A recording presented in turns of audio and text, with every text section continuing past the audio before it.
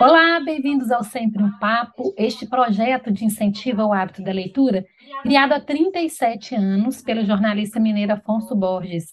Esta edição do projeto é patrocinada pela Gerdau, por meio da Lei Estadual de Incentivo à Cultura de Minas Gerais. Participa deste programa conosco a intérprete de Libras Raíssa Medeiros, que vai nos acompanhar até o final desse programa.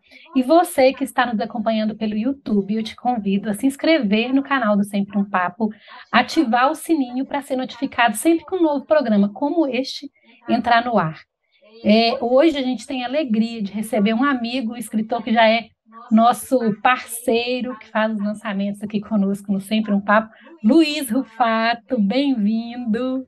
Uma alegria imensa ter você aqui. Obrigado, Josane. Eu que tenho o prazer de estar aqui com você, depois, ainda que seja remotamente, né? Mas é bom reencontrá-la, reencontrar o público já fiel, né, do Sempre um Papo, né? Então, vai ser bacana essa conversa nossa.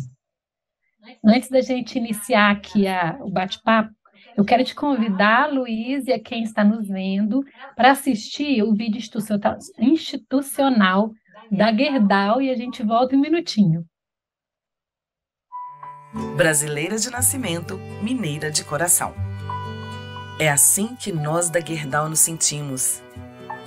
Aqui em Minas, desde que chegamos, temos investido e incentivado de forma contínua a cultura mineira. Somos mantenedores do Museu MM Gerdau, localizado na Praça da Liberdade, ajudando na conservação de uma das edificações históricas mais importantes do nosso estado. Mais de 1 milhão de pessoas já passaram pelo museu, levando educação e conhecimento para qualquer lugar.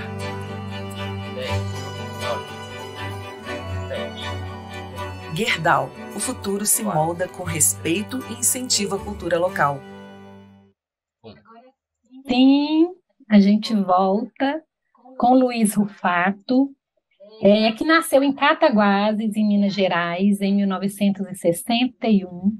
Publicou diversos livros, entre eles Inferno Provisório, De Mim Já Nem Se Lembra, Flores Artificiais, Estive em Lisboa e Lembrei de Você, Eles Eram Muitos Cavalos, A Cidade Dorme e O Verão Tardio, todos lançados pela Companhia das Letras.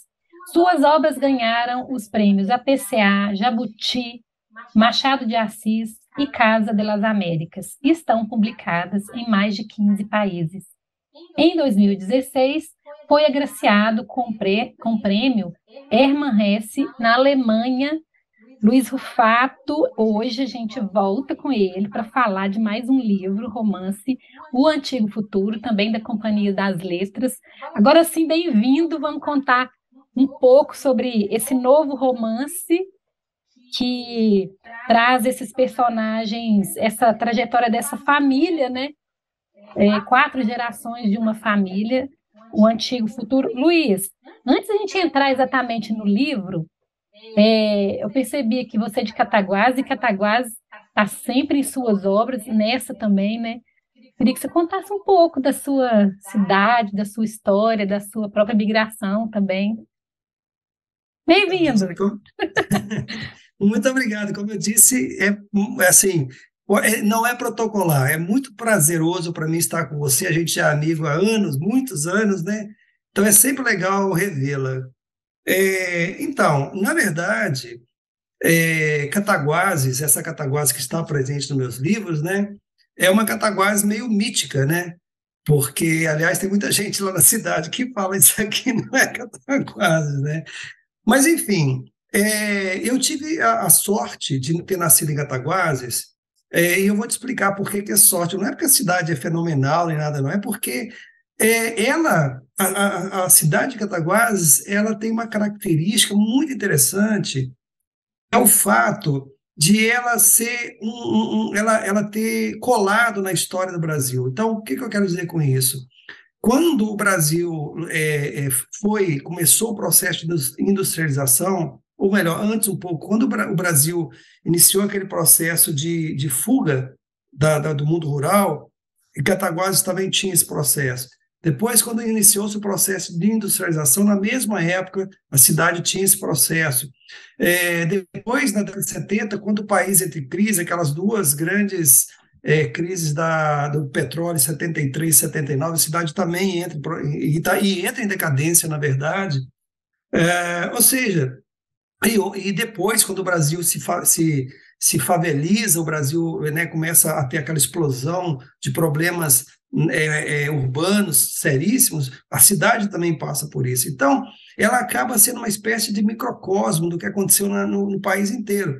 De tal maneira que eu acho, mas é uma opinião muito própria, evidentemente, que se eu conseguir contar essa história da cidade, eu estou, na verdade, contando a história do Brasil.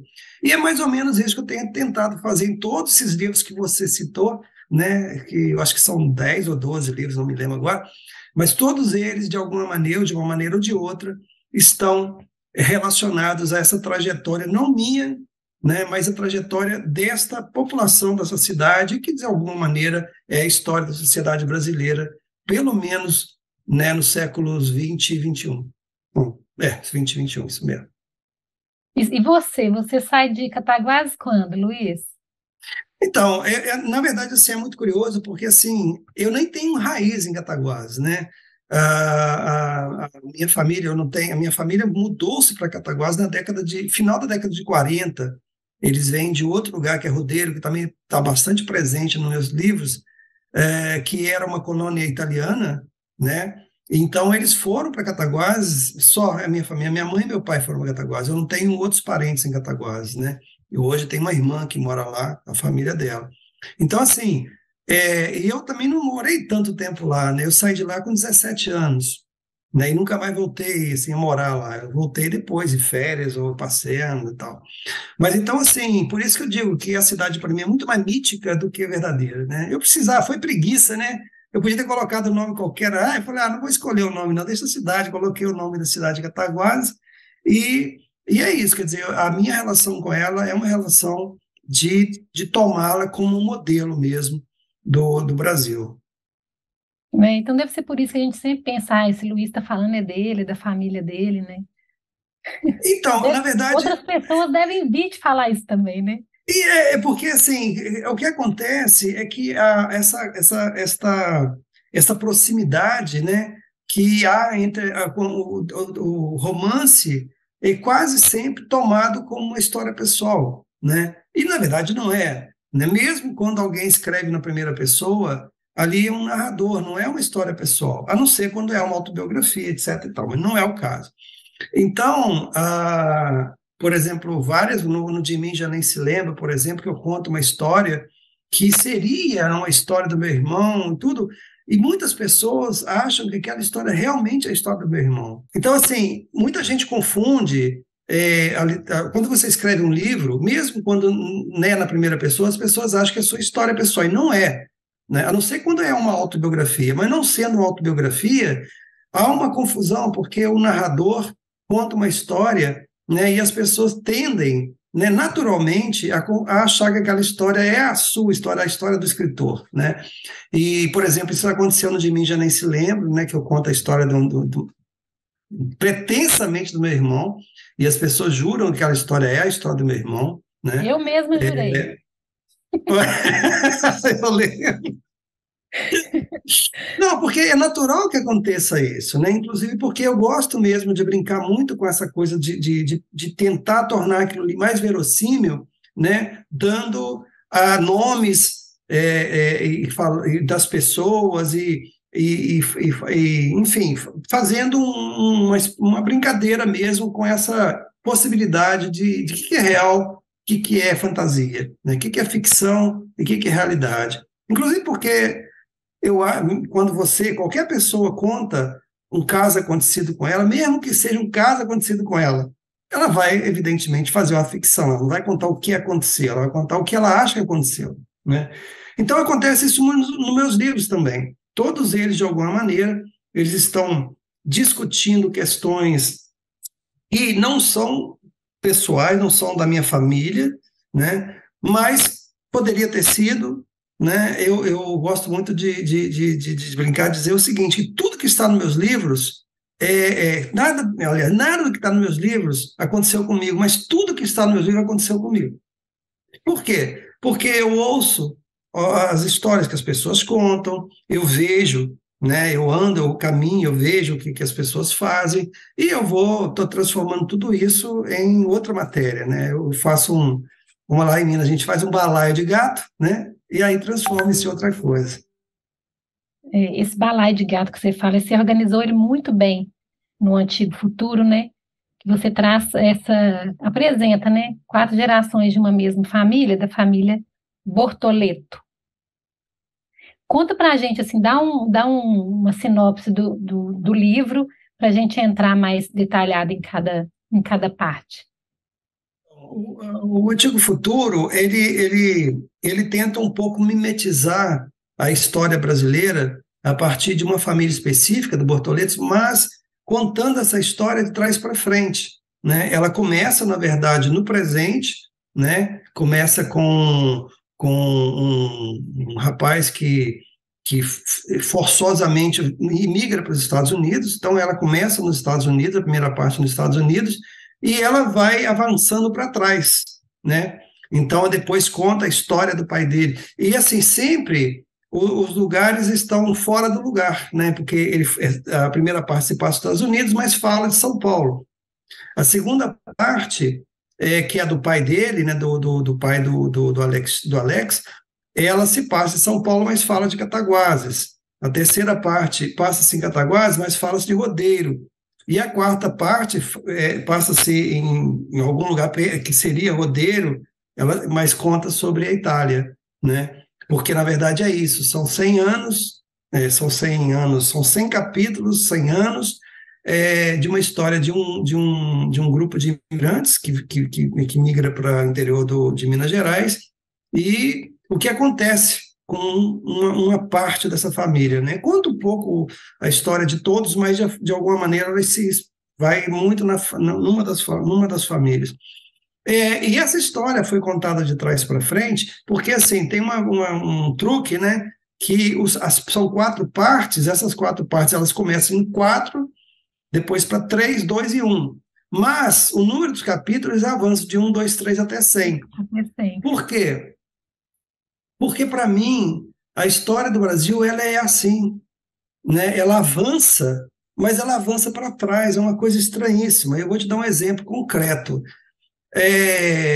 A eleição do Lula agora, né, em 2022, né, coloca no governo o Lula que tinha ganhado a eleição há 20 anos atrás, só que o país que ele pega 20 anos depois não é um país que avançou nesses 20 anos, pelo contrário, é um país que avançou para trás nesses 20 anos. Né? E é curioso, claro, esse livro foi escrito antes da eleição do Lula, né? Ele foi escrito durante a pandemia, mas não é só isso, quer dizer, a história do Brasil é estranhíssima, porque ela é isso, ela avança para trás. Né? Evidentemente que nesses 20 anos houve né, hoje a gente consegue perceber a melhoria que houve nesses 20 anos, mas, assim, na prática mesmo, é como se nós tivéssemos começado tudo de novo, como nós começamos há 20 anos atrás, que é uma loucura, né? Se a gente pensar bem, é muito, muito estranho isso. Então, esse livro, de alguma maneira, ele mimetiza isso, né?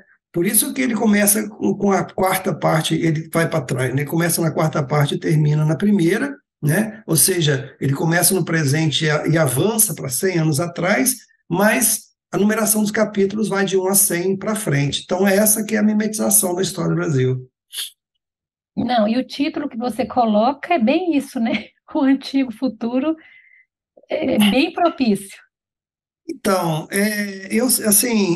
todos os meus livros, antes de iniciá-los, eu tenho que ter um título, porque, para mim, assim, o título dos meus livros, ele mais ou menos resume o que eu quero do livro, né? Então, assim, antes de iniciar, primeiro eu comecei a pensar na estrutura do livro, que também para mim é essencial entender a estrutura do livro antes de começar, né? E aí eu comecei a entender que a estrutura do livro deveria ser essa, uma história que avança para trás. Tanto que você só vai entendendo algumas coisas que ficam soltas em cada capítulo à medida que você vai avançando. Porque, como ela é contada de trás para frente, tem coisas que você não entende muito bem por que está acontecendo aquilo, mas lá na frente você vai entender por que aquilo foi feito. Então, o Antigo Futuro, né, é isso, quer dizer, nós né? O Brasil é um antigo futuro, né? Quando a gente acha que nós estamos avançando para o futuro, na verdade, esse futuro é antigo, não existe esse futuro, né? E é uma tristeza eu observar isso, porque no livro anterior, né, O Verão Tardio, já existia um pouco essa ideia digamos assim, de beco sem saída que nós nos metemos, né? Que no Verão Tardio, a história, ela se passa, né, não em 100 anos, mas em 7 dias, né? E ela, de alguma maneira, coloca essa impossibilidade de avançarmos, né? Porque ela é um beco sem saída. A gente não consegue avançar porque não há para onde avançar, né? E no Antigo Futuro, eu acho que o livro termina com uma espécie de predição de algo que não vai acontecer, ou que vai acontecer, de verdade, né? Porque ela termina exatamente dizendo que não vai acontecer, né? Então, assim, é um livro que, enfim, todos os meus livros, Josane, e você sabe muito bem disso, todos os meus livros são políticos, né? O que eu quero dizer? Uma pessoa alguma vez fala assim, poxa vida, você não vai escrever nada sobre o Bolsonaro? Eu falei, não, o Bolsonaro não me interessa não me interessa como personagem, porque política, para mim, não é os grandes personagens, é como que a política interfere na vida das pessoas comuns. Todos os meus livros são isso. O De Mim Já Nem Se Lembra é um livro sobre a ditadura militar, mas não existe nenhum momento que fala assim, ditadura nem militar, não se fala em tortura, não se fala absolutamente nada, mas a ditadura está presente de uma maneira concreta no De Mim Já Nem Se Lembra, né? E neste livro, por exemplo, também há várias passagens da história do Brasil que não precisa de citar, está acontecendo isso. Não, porque as pessoas que estavam vivendo aquela situação, elas não sabem. Que não alguém escreveu um livro no dia 31 de março de 1964 e falou assim, nós estamos fazendo o golpe militar. Não, ninguém sabia exatamente para onde que estava caminhando aquele negócio. A história tem disso, né? Ela acontece e você está no meio dela e você nem sabe o que está acontecendo, né?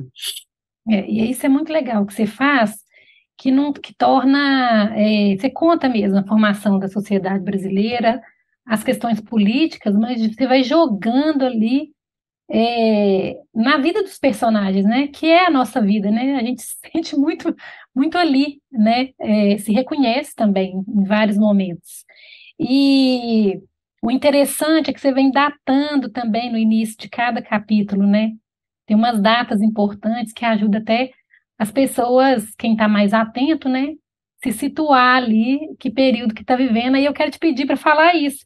Que o primeiro, por exemplo, você vem 6/8/2016, que é uma data histórica, né, para o país, e as demais também, aí eu vou deixar você falar de cada uma.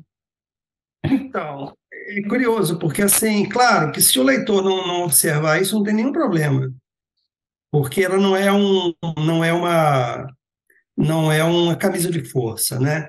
Mas se ele observar, né, ele vai ver que essas datações elas apontam para um caminho. Ele começa em 6 de agosto de 2016. 2016, para mim, pelo menos, foi um ano em que tudo que havia, né, de intuição do que nós éramos, né, veio à tona, né? Logo foi o impeachment da Dilma, não foi nesse dia exatamente, mas foi logo. A impeachment, não, o golpe. Foi o golpe. A data da votação. Golpe parlamentar contra Dilma. Quando aquelas pessoas, aquilo que há de pior na sociedade brasileira, estava na televisão dando seu voto, né? E muita gente falava assim, esse Congresso não me representa. Claro que representa, aquilo lá era exatamente a cara do Brasil. Era de envergonhar, porque a gente se vê ali e fala, puxa vida, nós somos isso? Mas veja bem, isso depois, 2 anos depois, se concretizou na eleição do Bolsonaro, né? E agora, no domingo passado, se concretizou naquele ato que assim não tem nem nome para que foi acontecer em Brasília, né? Então, ele vai em 2016, deixa eu ter que olhar aqui agora. Vai em outubro de 94, 8/10/94. Então, em 1994, né, nós estávamos num período de mudança. A democracia brasileira realmente estava, digamos assim, se consolidando efetivamente, porque todo mundo fala que a ditadura militar foi entre 1964 e 1975, né?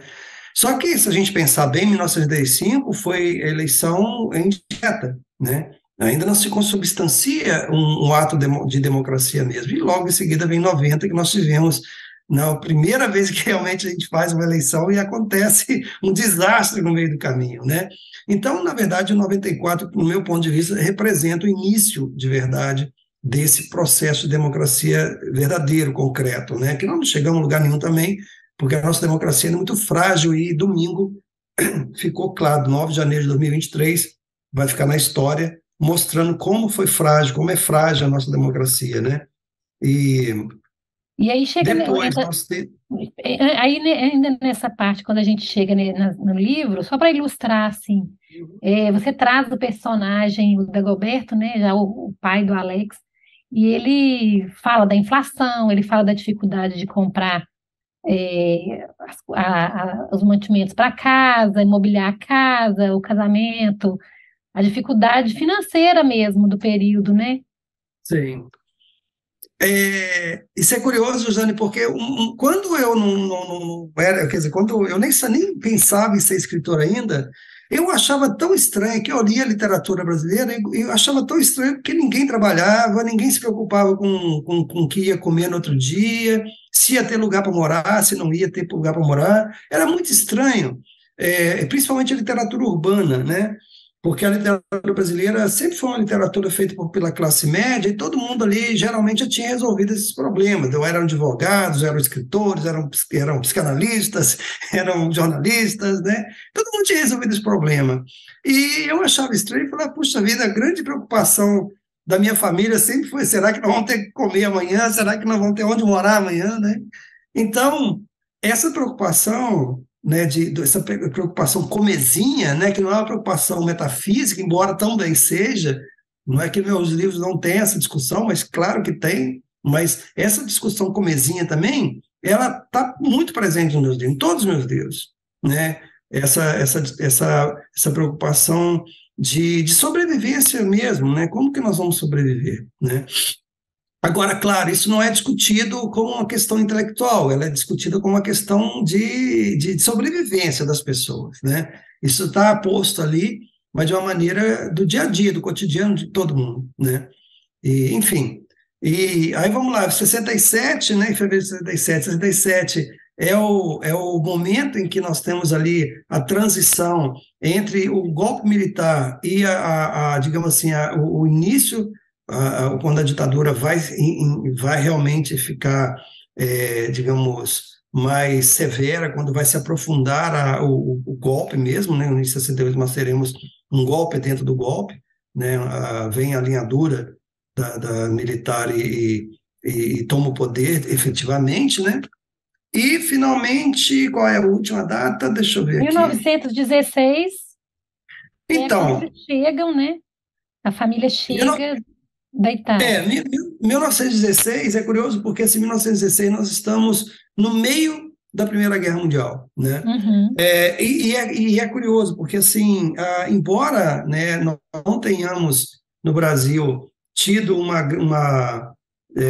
efeito muito claro, né, nas pessoas, prática, eu acho que talvez a maioria absoluta das pessoas nem sabia que estava tendo uma guerra na Europa, que estava envolvendo, aliás, mais que a Europa, mas principalmente a Europa, mas 1916 é um ano em que muita coisa está mudando, inclusive tecnológica. A Primeira Guerra Mundial foi muito importante nesse sentido, quer dizer, ela trouxe muitas mudanças, inclusive tecnológicas, né?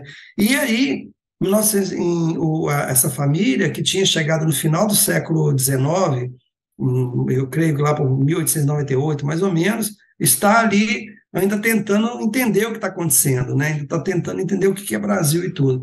E tem um momento que eu acho importante, que eu acho que é uma coisa que eu quero falar, que é o seguinte: muita gente, até mesmo por conta dos próprios imigrantes, os imigrantes têm uma tendência, né, quando melhora um pouco de vida, de tentar apagar o seu passado com vergonha dele, né?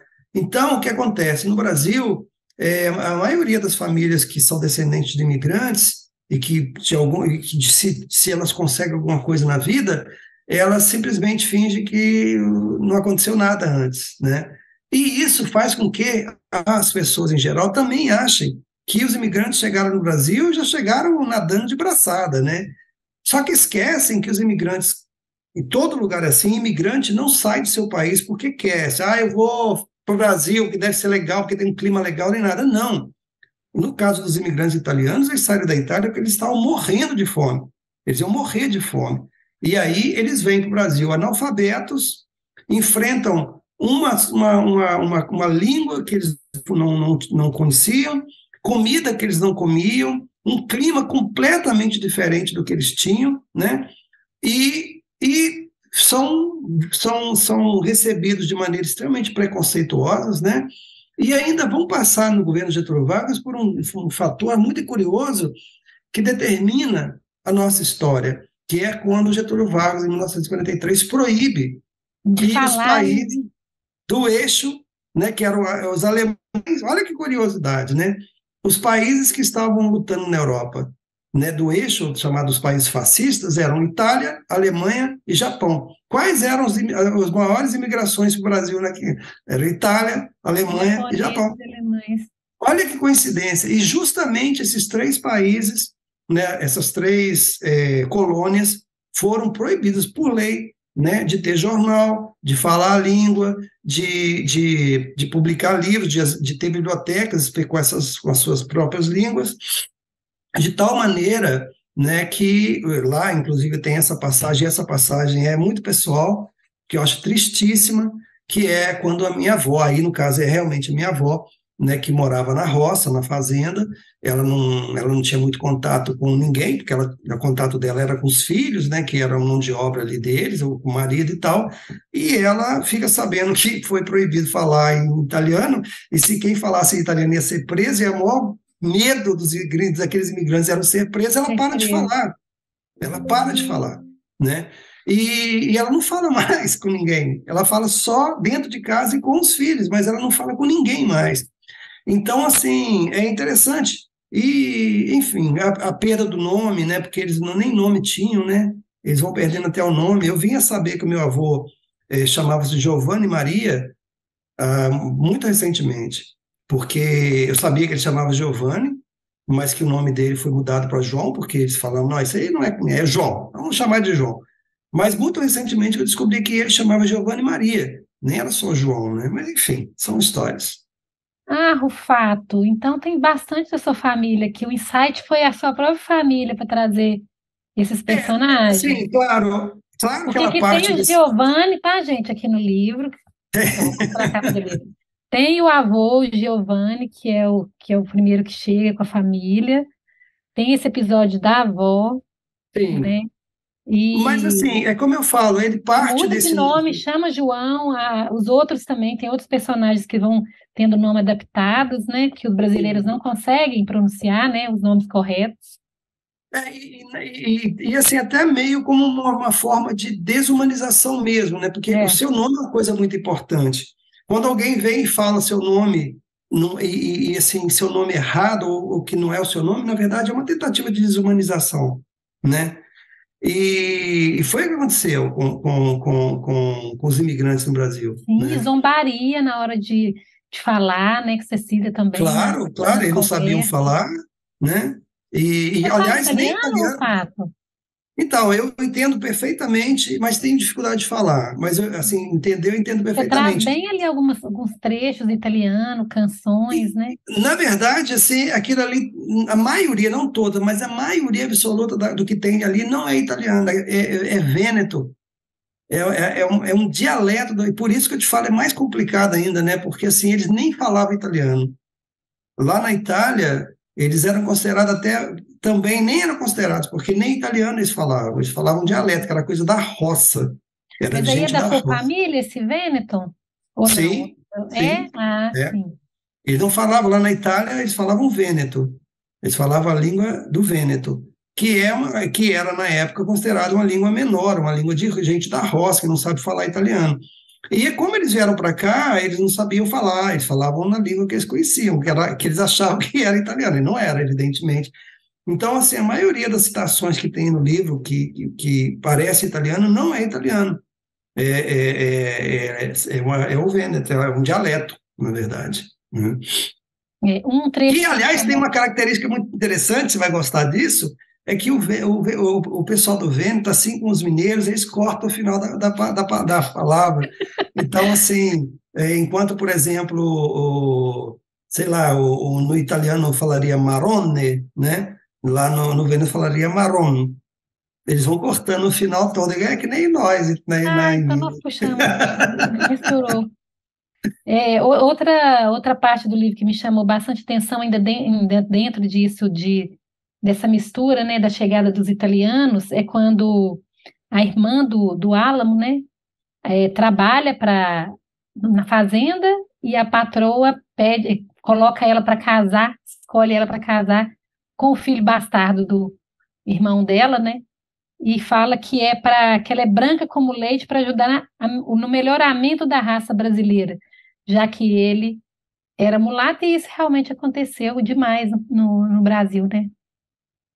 O objetivo principal, né, de quando eles iniciaram a imigração, principalmente da Europa, era uma política de Estado, né? Era uma política de Estado de trazer imigrantes brancos para o Brasil para miscigenar e melhorar a raça, que é uma política evidentemente racista, né? E foi isso que fizeram, né? Foi uma tentativa de embranquecer o Brasil, né? E acaba que os imigrantes acabaram sendo usados, né, para essa política racista que iniciou no governo, que iniciou no Império, na verdade, né? No, já o Pedro II já era quase no final e continuou pela República, né? Porque a imigração vai terminar, por exemplo, os últimos imigrantes italianos chegaram no Brasil na década de 10 já do século XX, né? Já era bem avançado do século XX. E os japoneses chegaram depois ainda, né? Já era década de 10 e depois. Então, você vê que, embora no caso dos japoneses não era uma tentativa de embranquecimento, né? Mas, assim, você tem as imigrações que começam ainda no Império, no segundo Império, e avança até meados da República Velha, que é uma loucura, né? Você pensar que houve um momento, foi uma enorme quantidade de pessoas que vieram para o Brasil, né? Só para ter uma ideia, a imigração em Minas Gerais, de italianos em Minas Gerais, que é pouquíssimo falado, né? Ela praticamente não entra, né? Não sei por que não entra na história da imigração no Brasil, mas há uma estatística que diz que mais ou menos Minas Gerais tem 1,5 milhão de descendentes de italianos, principalmente na Zona da Mata, um pouco no sul de Minas e um pouco em Belo Horizonte também, mas são 3 imigrações bem com características muito diferentes. E você sabe que, lendo esse livro, eu fiquei super interessada em buscar mais a minha origem também, porque, não sei, eu acho que ficou no esquecimento aí da minha família, igual você falou que as pessoas né, querem esquecer. E muito do livro, eu acho o livro muito triste. Eu achei, assim, eu acho um pouco seus livros tristes, eu acho que é por causa da realidade mesmo, né? Que vai ali, a gente vê tão claro. Quando eu vejo o Alex lá nos Estados Unidos, eu já fui imigrante nos Estados Unidos, eu já tive green card, eu devolvi o meu green card. Imagina se alguém de Valadares ouviu eu falar isso, porque eu não aguentei, sabe? Ser uma imigrante nos Estados Unidos, por tudo isso que você está falando aqui.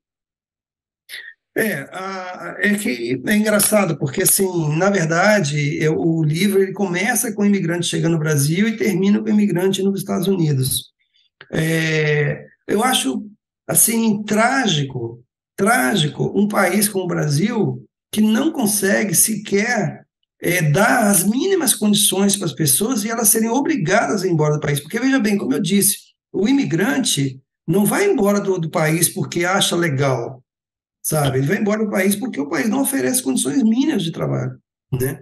Então, assim, nós tivemos um processo na década de 1980, né? Que foi o primeiro momento assim que o Brasil percebeu, né, que as pessoas estavam indo embora do Brasil, né? Foi aquele momento em que foi muita gente para os Estados Unidos, muita gente para o Japão, né? E muita gente para a Europa, foi para a Europa, né? Portugal, Espanha, Itália. Bom, aí depois, quando as coisas a democracia começou a estabilizar um pouco o país, aí diminuiu um pouco essa imigração, mas voltou à força muito grande depois, né? Hoje nós temos de novo esse processo de imigração principalmente Estados Unidos e Europa, e é triste você ver porque as condições em que as pessoas vão embora são as piores possíveis. Eu me lembro que eu fiquei tão chocado, porque quando eu estava escrevendo esse livro, e foi durante a pandemia, né, eu comecei, né, até está marcado, acho, no final do livro, em novembro de 2019 a novembro de 2021. Então, foi exatamente o período inteiro da pandemia. E eu fiquei enfiado dentro de casa durante 1 ano e meio, eu não saí de casa durante 1 ano e meio. Fiquei eu e o Nicolai, meu gato. Ficamos sozinhos dentro de casa durante 1 ano e meio. Então, para escrever essa família aqui, né? Como? E essa família, né? Exatamente, essa família. Para escrever, então, essa parte inicial dos Estados Unidos, que eu conheço bem os Estados Unidos, eu estive várias vezes lá e tudo, mas eu queria encontrar o ponto, né? Então, eu lia muito os jornais de brasileiros nos Estados Unidos todos os dias, isso era a minha tarefa. Eu acordava... Como que você chegou nesses detalhes, assim, você foi a campo?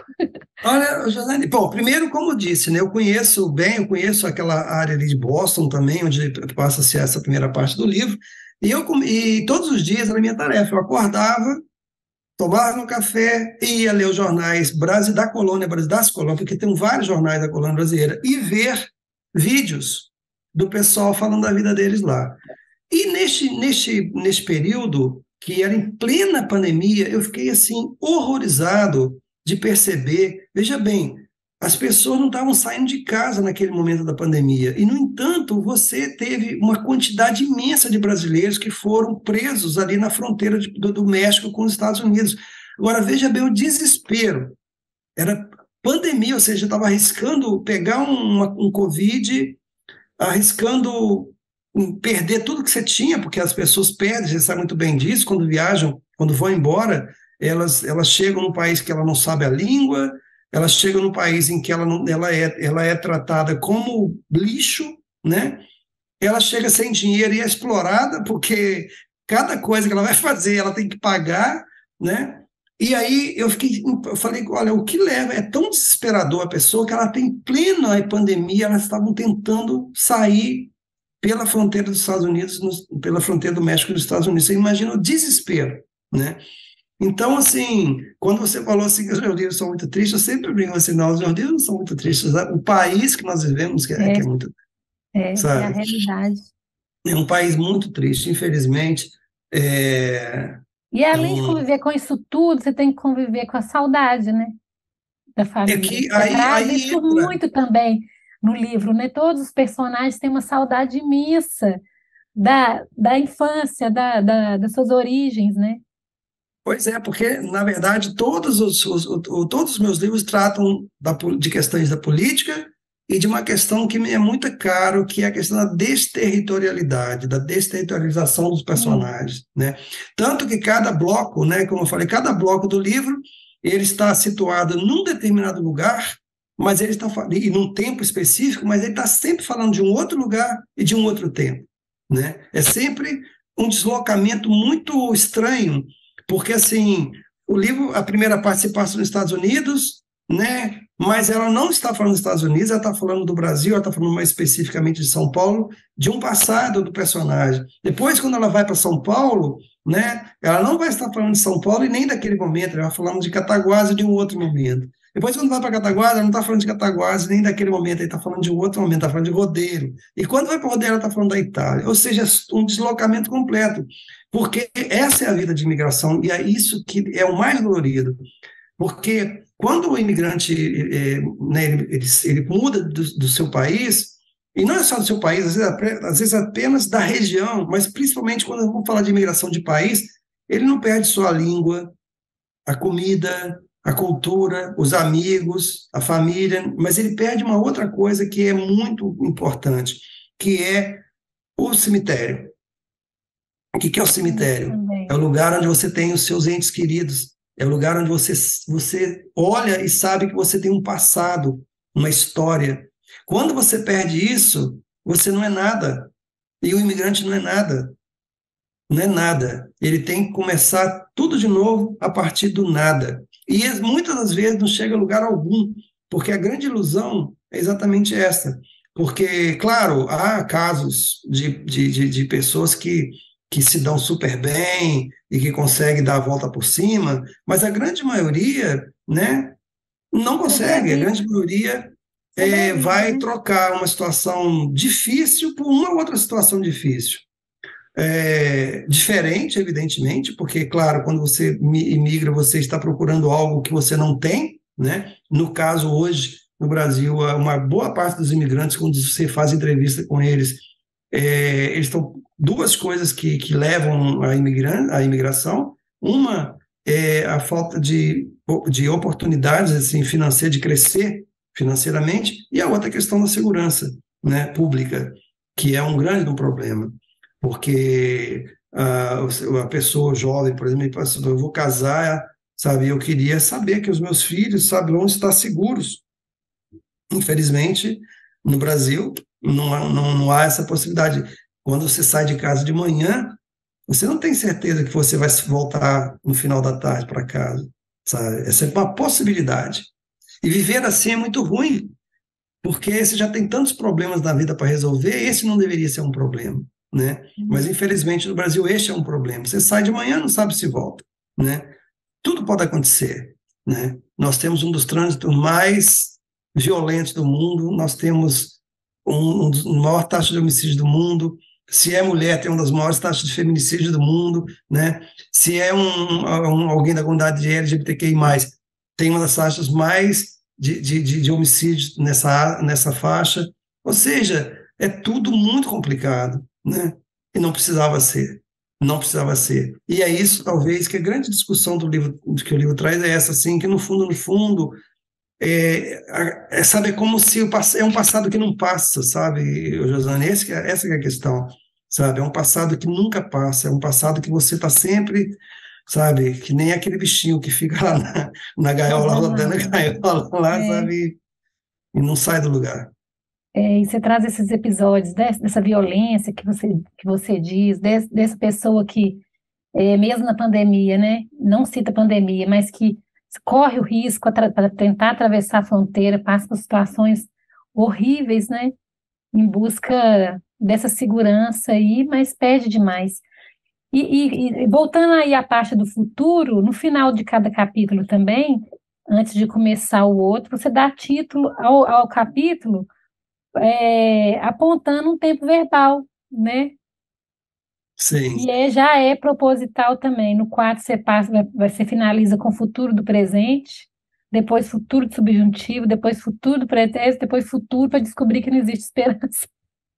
Então, pois é, eu juro para você, assim, o meu grande sonho era escrever assim, livros assim, super esperançosos, sabe? Assim, mostrando, não, fique tranquilo que as coisas vão melhorar e tal. E eu sempre penso que eu posso escrever um livro assim, nunca que acontece. Isso nunca acontece. Enfim, o que é uma pena, porque efetivamente eu preferia não escrever nada, sabe? Eu preferia realmente assim de viver num país em que a gente precisasse só escrever coisas legais. No entanto,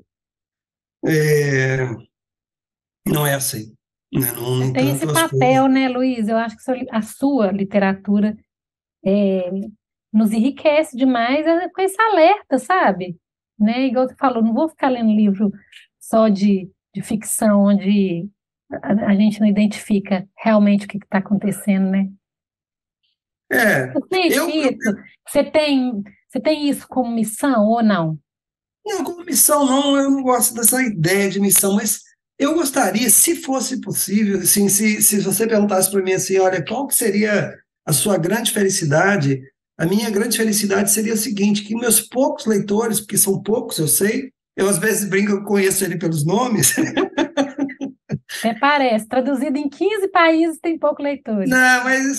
Mas isso não quer dizer nada, são poucos leitores. E se eu pudesse, sabe, a minha felicidade seria que cada um desses leitores, os meus livros servissem para uma reflexão, né? Uma reflexão, assim, sabe, ok, como Eles Eram dos Cavalos, que termina, o último pedacinho, o último trecho do livro lá, é uma conversa entre o marido e a mulher, quando está acontecendo alguma coisa lá fora, na porta da casa, né? E eles ficam na dúvida se eles se levantam ou não para ver o que está acontecendo lá fora, né? E eu acho que a grande proposta que eu faria dos meus livros é exatamente esta. Assim, é isso, mas vamos lá fora ver o que está acontecendo, sabe? E de que forma nós poderíamos ajudar, de alguma maneira, a mudar isso, né? Então, se eu alcançasse esse objetivo, né, seria a minha grande felicidade. Não sei se alcanço, mas seria a minha grande felicidade. Você quer ler um trechinho para a gente? Você está com o livro aí, né? Deixa eu ver se eu, Por deixa eu colocar favor. assim, Tá. Vou mostrar deixa a eu ver capa aqui aqui. enquanto você localiza.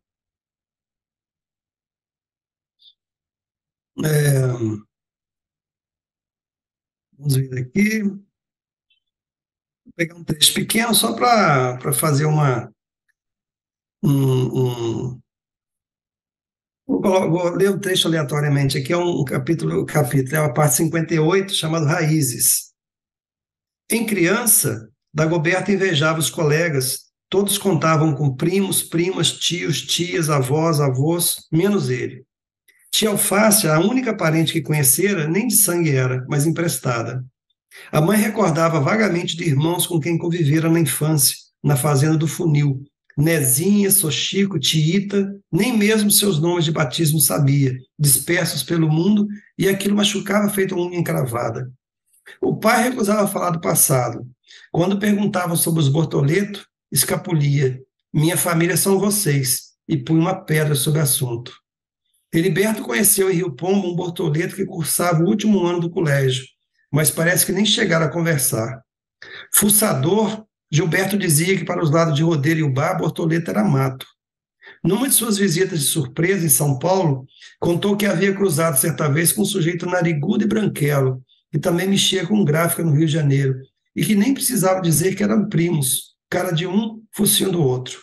Tomaram uma cerveja, trocaram o número de telefone, prometeram encontrar de novo, nunca mais se viram. Nosso povo é uma raça cismada, ele resumiu. É isso. Ô, Rufato, é, eu fiquei imaginando, é uma estrutura assim, como que foi o seu processo para escrever, como que é, né, o seu processo de escrita? Foi diferente nesse aqui? Você falou que montou o esqueleto todo primeiro para saber de onde começava, para onde você ia. Como é que é o seu processo? Eu não faço isso, você sabe que eu não faço isso. Como que é essa técnica para esse livro? Como é que foi? Conta para gente. Não, ele foi exatamente igual aos outros. Eu realmente, assim, eu nunca consegui, eu não vejo, para mim, nenhuma necessidade de anotar absolutamente nada, de fazer esqueleto, nem de montar um esquema, nada, nada, nada. Na verdade, todos os meus livros, eles nascem de uma necessidade, não minha, na verdade, dos personagens, né? Eu brinco que, e isso é de certa maneira verdade, que o meu trabalho é muito simples, né? Eu ouço o personagem vai contando a história para mim, eu vou escrevendo a história, né? Assim, não é isso, não é muito longe disso. Para todos os livros, eu realmente, assim, eu deixo ele madurar muito. Eu vou convivendo com a história durante muito tempo, e esse muito tempo pode ser meses, pode ser anos, né? E essa história, então, eu convivo com ela, e um determinado dia eu percebo que ela já está madura o suficiente para que eu possa começar a escrever. E eu, embora saiba mais ou menos por onde eu vou começar e por onde eu vou terminar, o meio eu nunca sei. As coisas vão acontecendo.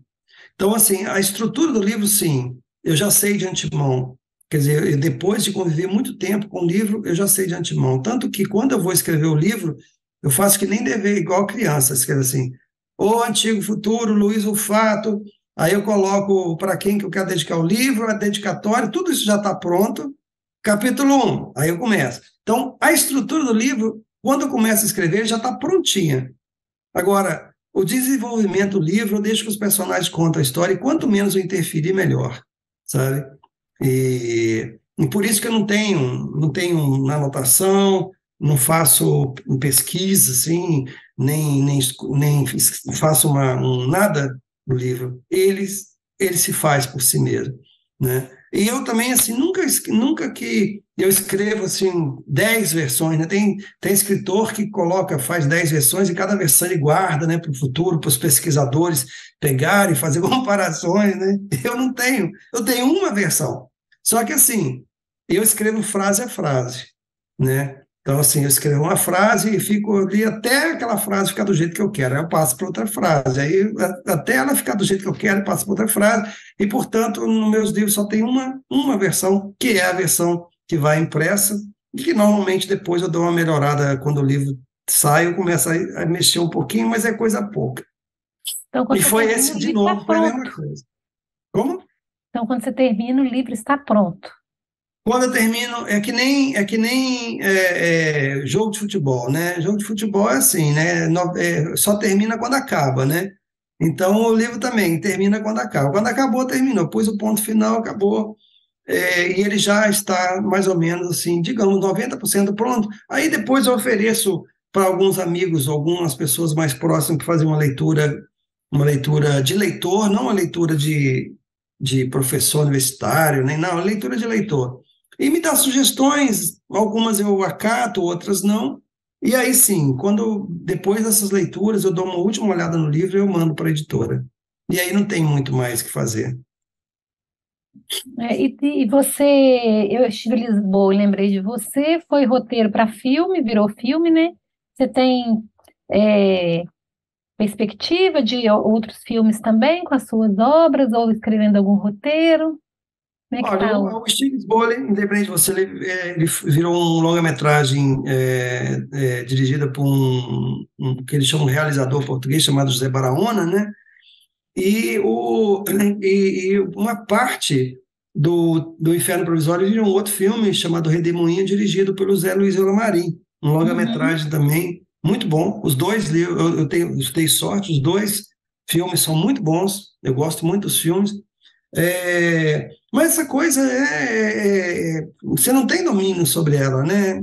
Acontece. Então, não sei. Vamos ver. Vamos ver o que vai acontecer com os livros. Para mim, O Antigo Futuro é uma novela, Olha, seria legal se transformasse numa novela, uma né? série, sabe? Bem Olha, boa. sugere isso aí, ó, Já sugere estou isso. sugerindo, já estou sugerindo. E os projetos de livro? Tem novo livro vindo? Esse acabou de sair, né, Luiz? É, eu confesso assim que os livros assim, eles são para mim, pelo menos, eles me esgotam muito, sabe? É, um, é, um, é uma entrega muito grande que eu faço, porque eu escrevo com o corpo todo, sabe? É muito dolorido. Para mim, assim, essas histórias, elas me consomem muito, né? Então, depois que eu termino um livro, é, eu geralmente estou muito cansado. E aí depois tem essa parte de divulgação que também me toma muita energia, porque eu sou, né, você sabe, eu sou uma pessoa tímida, embora não pareça, eu sou uma pessoa tímida, e para mim é muito cansativo mesmo, né, fazer esse tipo de coisa que nós estamos fazendo aqui, ainda que seja remotamente, ao vivo, é pior ainda, né? Você me conhece há Sim. anos, você sabe que eu faço, todo mundo acha, mas você sabe o quanto que isso me desgasta fisicamente, né? Então, não, agora eu estou nessa fase mesmo de divulgação, mas eu não tenho. Vamos ver se alguma dessas histórias que tem, assim, né, na cabeça, ela vem Inteira. falar, agora chegou a minha hora, agora vamos sentar e escrever a minha história, né? Mas por enquanto não. Por enquanto eu estou na fase ainda de prospecção. Nosso programa chegou ao final, estamos aqui com quase uma hora já de conversa, já quero te agradecer. Sempre um Papo está fazendo 37 anos, agora em 2023. Você faz parte dessa história, né? Há mais de 20 anos, eu acho que você está aqui com a gente. Aí eu quero te pedir para puxar aí na sua memória alguma história, suas lembranças afetivas ou não com a gente aqui no Sempre um Papo. Primeiro, Jana, você sabe, né? Teve uma época, né, que a gente brincava assim, olha, se eu não fosse, não estivesse no Sempre um Papo, né, não existia. Sempre um Papo, e os desdobramentos também do Sempre um Papo eu sempre estive presente, né? Mas assim, todas as vezes que eu participei, seja em Belo Horizonte ou em São Paulo, né? Acho que foi Belo Horizonte e São Paulo, principalmente, né, que eu participei. Sempre sim, foram momentos muito gratificantes. Por quê? Porque assim, o Afonso e você, né, fazem que a gente se sinta muito bem nos lugares que a gente está, né? Então, assim, sei lá, todas as vezes que eu participei fui muito bem recebido. É um momento importante porque, assim, o Sempre Papo, sem dúvida alguma, digamos, o lugar de dar maior visibilidade para o escritor brasileiro, né? E isso, evidentemente, é muito importante, principalmente neste momento que nós estamos vivendo, porque durante a pandemia nós perdemos muito espaço, né? Esses espaços dedicados à literatura, eles praticamente acabaram, né? E assim, a existência, né, do Sempre um Papo, isso veio a mostrar o quão importante ele era e mostrar mais ainda a importância que ele tem, né? Então, para mim, assim, o meu depoimento é só afetivo. Assim, eu me sinto parte dessa família, você sabe, isso não é conversa fiada, a gente está aí só anos de estrada, né? E assim, nossa, as lembranças são as melhores possíveis, melhores possíveis. E é isso. Participar, esse espaço que nós temos no Sempre um Papo, ele sim é um espaço fundamental para a divulgação, não do livro só, porque também é importante para o livro, evidentemente, mas principalmente é um espaço de resistência, no sentido de resistir pela democracia, resistir pela liberdade de ideias, resistir pela cultura, verdadeira cultura, sabe? Então, pela verdadeira literatura. Então, só tenho a agradecer todas as vezes que você me proporciona esse espaço para divulgar os livros e divulgar ideias. Muito obrigada, a gente fica feliz, lisonjeado e alegre de estar aqui, né, nesse tempo todo, resistindo. Como você diz, o trabalho do Afonso Borges, eu acho que é de formiguinha, viu? Eu lembro que nos 25 anos do Sempre um Papo, lá no Palácio das Artes, de manhã, ele chegou no Sempre um Papo e falou assim, será que vai ter público? Porque sempre que a gente faz um evento presencial de literatura, seja com quem for, né? Eu acho que até o autor também sente isso, né? E evento com entrada gratuita, que você não vende antecipado para saber, né? A gente sempre fica com a pergunta, vai ter público? E aí sempre, na Sempre maioria das tem, vezes, né? Sempre tem, nem que seja pouco, sempre mas tem. tem. Que bom, e Isso é é isso, né? impressionante, de verdade. Assim, sempre tem. E há, inclusive, aqueles que são verdadeiros roads, né, do Sempre um Papo, né? Eles sempre vão estar lá. É muito bonito, para mim, quando eu ia em Belo Horizonte, lá no Sempre um Papo, era um dia que eu revia amigos, pessoas que eu passava 1 ano, 2 anos sem ver, eu chegava lá, estavam lá. Era muito bonito isso. Espero voltar a essa parte, né, Presencial. presencial para abraçar as pessoas, para vê-las rosto na cara a cara, né? Mas enfim, A gente teremos. também. Você é muito bem-vindo aqui no Sempre um Papo, aqui em Belo Horizonte, no FLI Araxá, no Festival Literário de Araxá, que você já esteve inúmeras vezes com a gente também, que esse ano de 2022 completou 10 anos, e também já está convidado para o FLI Tabira, Festival Literário Internacional de Tabira, que a gente fez a segunda edição no ano passado. Se Deus quiser, vai ter vida longa. os três grandes Certamente, projetos do Afonso. Obrigada, viu, certamente. Luiz, o fato. Você é genial, eu gosto demais de você como pessoa, do seu trabalho, da sua literatura. Eu acho que eu tenho todos os livros. Eu trouxe É alguns aqui possível. hoje. Eu que agradeço, Josane. E assim, você sabe muito bem, né? Isso a gente pode falar que nós nos conhecemos já, né, há muito tempo, e assim, é sempre uma alegria muito grande de estar com você. Nossa, eu gosto demais de você, né? Esse trabalho que vocês fazem é muito bacana. Eu que tenho que agradecer e muito. É isso, você que está nos assistindo aí pelo canal, a gente conversou com o Luiz Rufato. Quero te convidar para se inscrever, acessar, ativar o sininho para ser notificado sempre que o novo programa entrar no ar.